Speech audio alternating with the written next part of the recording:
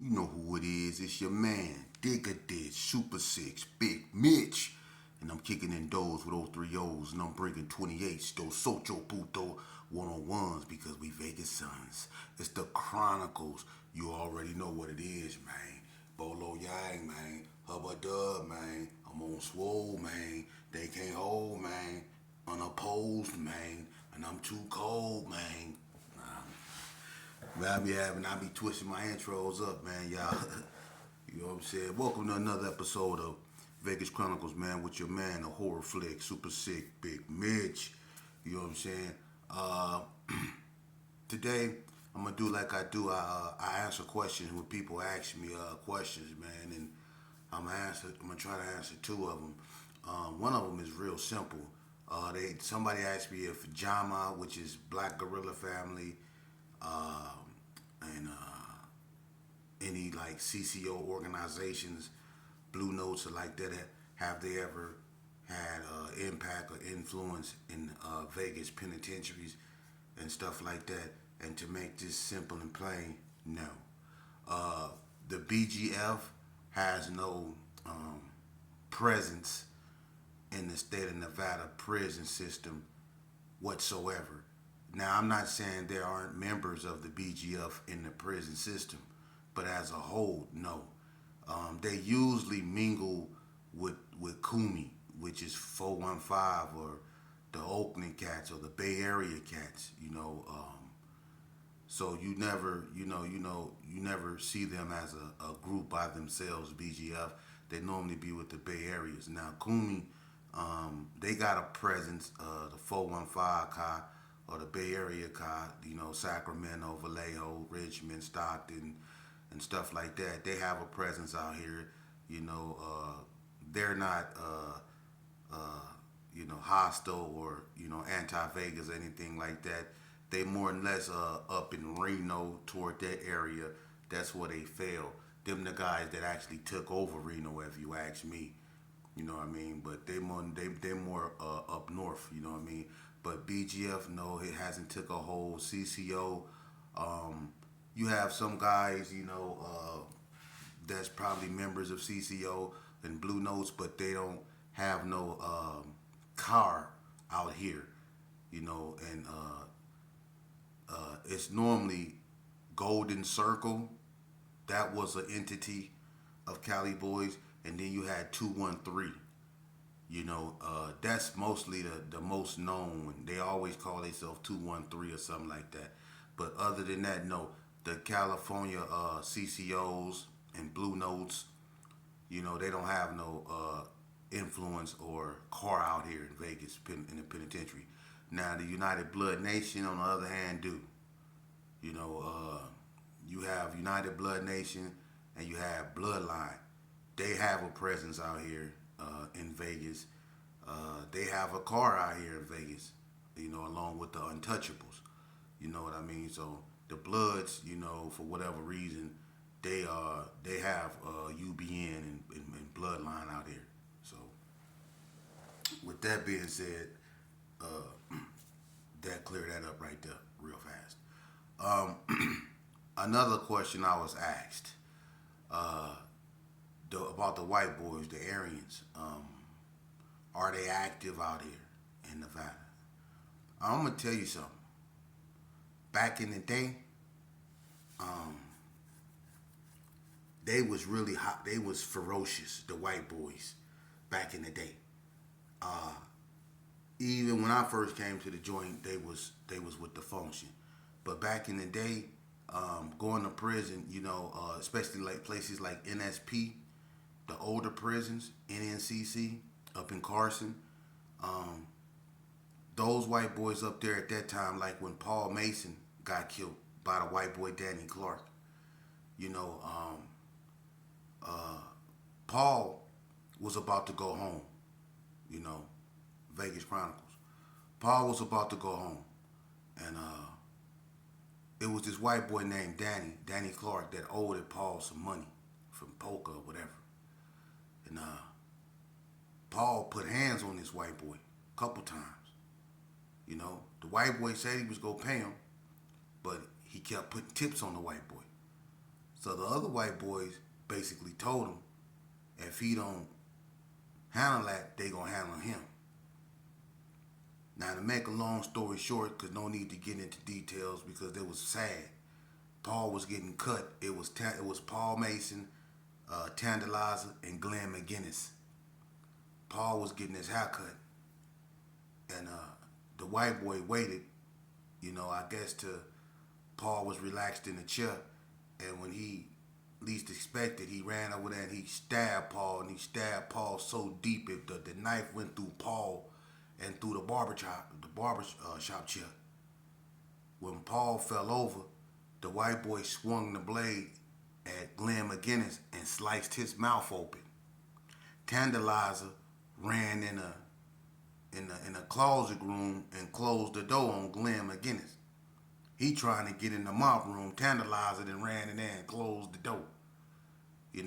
So Paul then fell over. The white boy run out the thing. To make a long story short, the police shut the pod thing, but they opened it back up.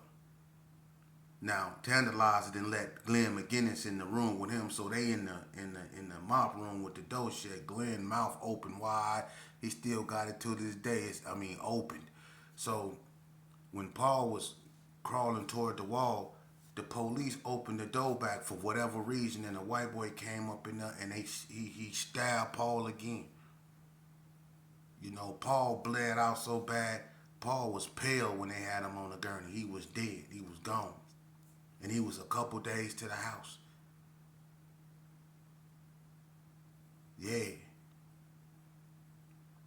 In NNCC,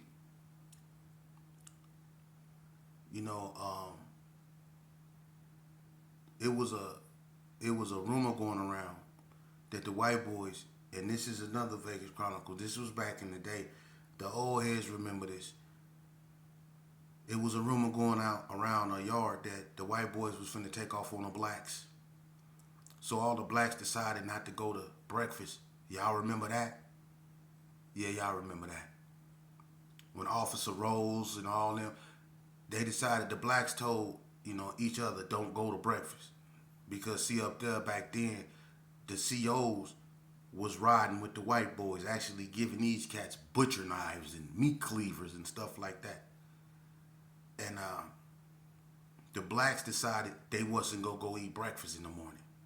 But then you had some blacks that couldn't miss a meal. Y'all know those blacks that's gonna go to the kitchen. If it's their last step they take, it's gonna be toward that kitchen. So these cats right here, they just defied what everybody else was gonna do, because did no blacks really go but a sprinkle.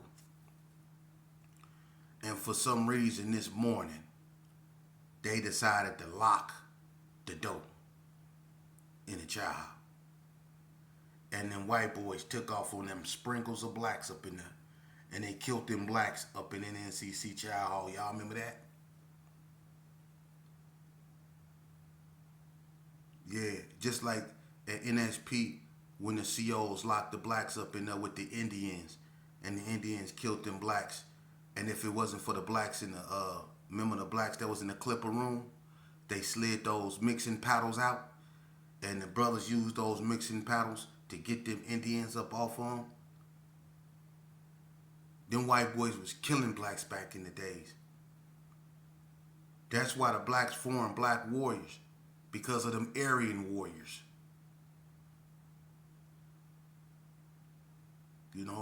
But as time changed, so did the dynamics of the situations. A lot of gang members started coming through the penitentiary system. So the dominance that the white boys used to have, it eroded.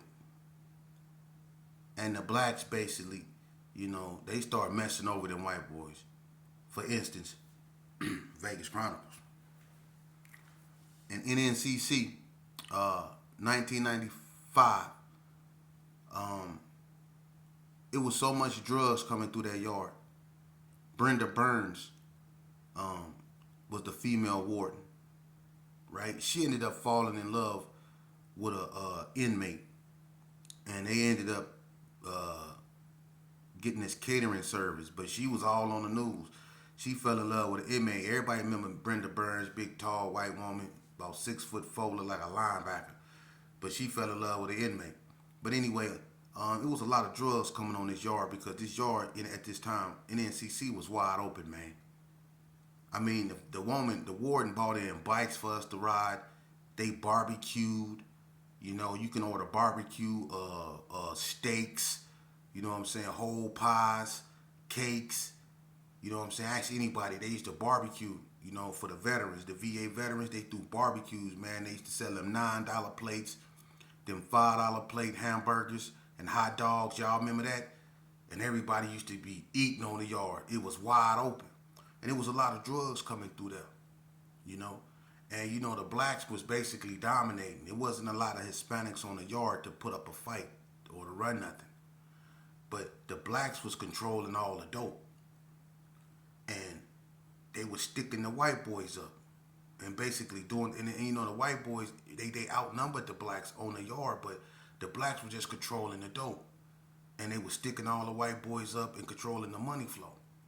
So as of course, you know, you have racist COs, man. You do. That talk to white boys, you know, when they alone and they say things like how y'all let the blacks run the yard when y'all outnumber them 5-1. The leader of the white boys at this time was a dude by the name of Jeff.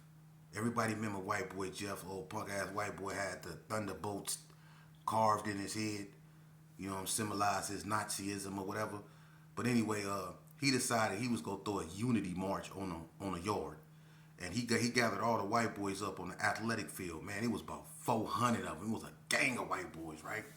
And this is the weird thing. Now, if there would have been blacks, the police would have shut that down, and we would have been all sunning different directions for having the audacity to group up like that. But since it's the white boys, there is no red flags. So that goes to show you that there was still remnants of them having an advantage that still lingered to this day. But nevertheless, when they grouped up, you know, the blacks, you know, they on point, you know, and you know, it was a lot of blacks that was in the unit, and it was some that was on the weight pile, and it was some that was in the gym. And the one that was on the weight pile in the gym seen the white boys group up and was like, what the hell going on over there? So after the white boys, you know, got through, you know, talking, because they were just watching them at first. They didn't know what was going on.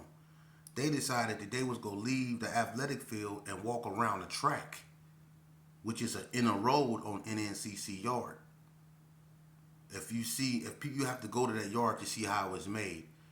The units sit on the inside of a road that go around the penitentiary. And then you have the athletic field over here. Okay? But when the white boys come off the athletic field to get the road, the brothers that was on the weight pile, they done ran and grabbed weights and all kind of stuff, you know, because they knew something was wrong. So they decided to confront the white boys before they even got a chance to march. And when they confront the white boys, the white boy Jeff say, this is a unity march, and got to screaming that Odinist stuff, you know, and talking about, you know, they not having it no more. Basically, the whites finna take the yard back over, and he was just basically saying a bit too much, you know, white supremacy stuff, and Capone from Black Peace Stones knocked him out. You know what I'm saying? And that's what kicked off the riot at NNCC back in '95, and it was the worst one because those brothers, you know, even though it was 400 white boys, those brothers had weights and all kind of stuff and was tearing them white boys up, you know what I'm saying? And what happened was the white boys dispersed and they went into units. And that's what a majority of the blacks were. They were in the units because they was oblivious to what was going on the yard like that until they locked the yard down from shooting and stuff. So when they laid everything down, all the white boys dispersed, you know what I'm saying? Some of them really got injured because some of them got clocked upside the head with some weights and stuff. So when they laid everything down, the blacks that was inside the unit was looking out the windows. So everybody that was laying on the ground, they was like, hey, what happened? So they was communicating with each other. And they told the blacks that was in the unit, the white boys tried to take flight. And the blacks in the unit was like, what? So the white boys that ran and managed to get back in the units, they didn't know that they was finna become targets. Because when the blacks got through communicating, the blacks in the units took flight on the white boys that was in the unit. And that's when everybody remember that. That's when, I mean, look, them white boys got, and I'm not being racist, but the blacks really beat the brakes off the white boys that day. And that's when the goon squad from NSP and Ely came over there. And y'all remember Coop said, what was his name? Moose. Remember CO Moose? See, he came in there with all y'all heard them dogs and you heard, all right, Camp Happy has just turned into prison. Get on your back. When they made us get on our stomach, cross our legs and our hands behind our back and put our face in our pillow. Remember that? And we had to lay like that for about 6-7 hours, man. And they was having dogs and stuff all barking in our face. And if we moved, they cuffed us up and drug us off the bed. And it's the cold part. The white boys we smashed that they had in the rotunda that was waiting on medical attention because it was so many white boys that was injured. They had ambulances parked everywhere, and they couldn't possibly move all them dudes like that, man. They had Washoe Sheriff up there. The news people was up there. It was bad. But they was dragging the blacks in the rotunda where the messed up white boys was. So if them white boys had any type of strength or mobility left, they could have did what they wanted to do to the blacks because they was handcuffed, and they was just dragging them out there and then going back down the units, just leaving them out there. Showing straight racism. They was mad that them blacks beat them white boys like that. And they was looking for reasons because everybody was cooperating because they had shotguns and all kind of stuff. So everybody on their stomach, on with their face and their pillow, with their legs and their hands crossed. But they was bringing the dogs and letting the dogs get all in your ear and in your face. And if you move or if you say something, they go snatch you out the bed. And they had us like that. Can you imagine laying like that for 6 hours? Laying like that for 6 hours. That's a trip. You know what I'm saying? But anyway, the white boy Jeff, he ended up getting chopped up real bad, you know what I'm saying? And it ended up going bad for him, you know what I'm saying? It was all bad, excuse me, I don't know what's going on with that. Every time I'm doing a video, it's always an interruption, man. It is what it is, but yeah. And another thing I wanted to talk about, you know what I'm saying, before this is over with, the white boys do get active, man, but what has happened, I think, methamphetamine, man, and stuff like that, is as strong as they used to be back in the days. They're not strong like that no more. You know what I mean? I think that methamphetamines and drug use has really ravaged a lot of them white boys up there. And the area warriors that used to be, back in the days are different from the ones that are now. The area warriors back in the days like Smokey, Big Ross, Sean Landenberger, you know what I'm saying? People like Pat McKenna, you know what I'm saying? It was some dangerous white boys, Boz, you know what I'm saying? It was some dangerous white boys, man, that Mr. Bean, everybody know OG Mr. Bean. Look, Mr. Bean was so called with it. I don't know who pissed Mr. Bean off. Mr. Bean is an old white man. I think he was Nevada's longest serving inmate. Mr. Bean been in prison. If he's still up in there and alive, he been in there over 50 years. But Mr. Bean killed the person in prison, and he did it so cold he put paint thinner in a light bulb. And in the cell houses, we used to be able to change our own light bulb because it's so old. NSP was made back in 1864, 1865, something like that. Jesse James was locked up in that prison. But Mr. Bean had put some paint thinner in a light bulb and screwed it in somebody's thing. And when they came home and they turned their light on, a big fireball came through there, and they got pictures of it. Dude looked like a burnt tree stump in the center of a cell. For real. Burnt them up. You had some cold white boys back up there then, And that's when people used to be tied up and put up under the bed and fed apples and sunflower seeds. Yeah. They remember that. A lot of people was tied up, put up under the bed and fed apples and sunflower seeds. For real. It was out of line back in the days up in prison. For real. But another thing I want to stress too, man. And I know it ain't just me, and I probably ain't gonna get it. I'm probably have to do a part 2. But don't it seem like, you know, I've been doing, you know, videos for a minute, man, and I'm gonna tell you something, man. I've been receiving so much hate from my own family. It's a trip. I got family members that support me, and I got family members that love me, but I got family members who really, really despise the fact that I'm actually doing something creative and positive in my life. It's truly amazing to me how, you know, that notion, you know, you can be, you know, I mean, blood only makes you related, not family. That notion is so true, man, because I never thought I would witness so much venomous animosity and hostility from my own family, my intimate family, my intermediate family. That's the cold part. My intermediate family. You know what I'm saying? Just straight hating on me. And I mean, when I mean hating on me, I mean hating on me to the point to where I can feel it. You know when your intermediate family hate on you, people that you have a connection to. People who you can read, they hate you so much you can feel it. My family hate on me so much, and there's certain ones that hate so much, it make me so sick that I sometimes have to go throw up, literally. For real. And that's a damn shame. You know, because I'm expressing my life, I'm bringing forth, trying to save the youth by expressing myself. You know how hard it is for me to get up here and talk about the things that I have done in my past? Some people don't want to relive their past. They want to leave it where it's at, in the past.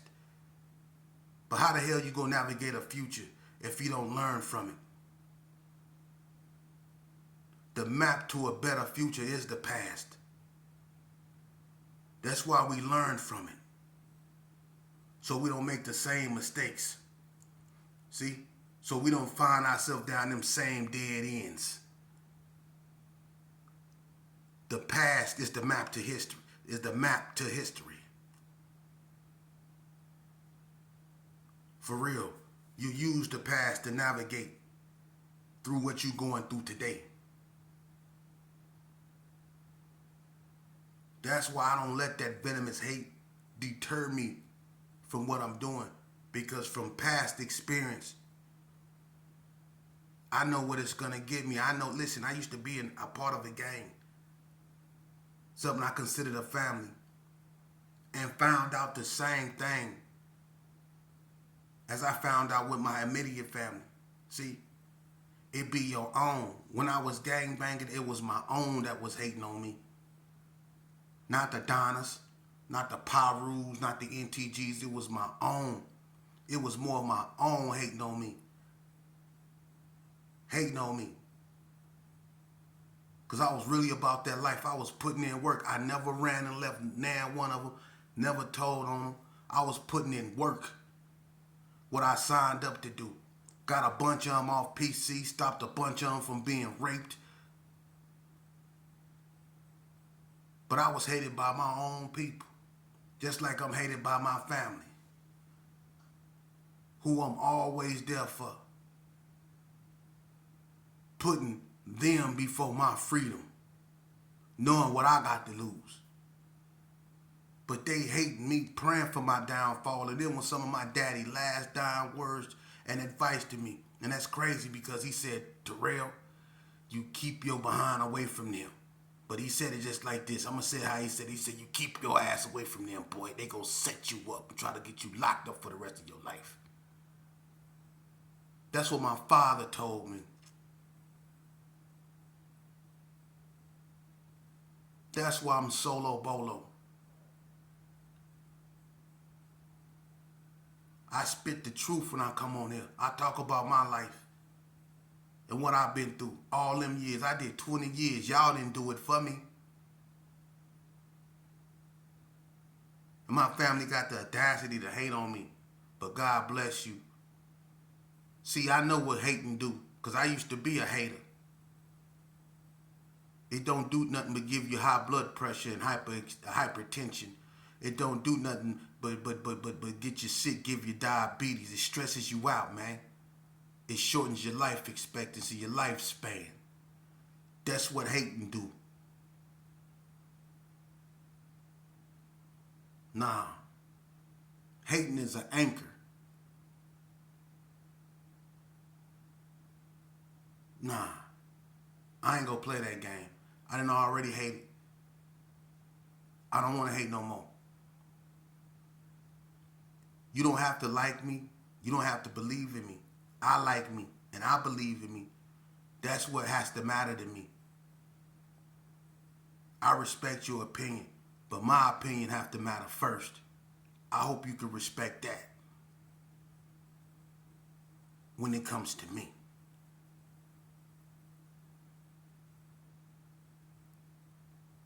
I had the balls to walk away from the game with my head up, and I didn't have to ask permission to do it because I never took orders. But I had the balls to walk away from the game completely. I ain't affiliated with nothing. I reclaim my individuality. And I got a cold testimony. And these youngsters need to hear it.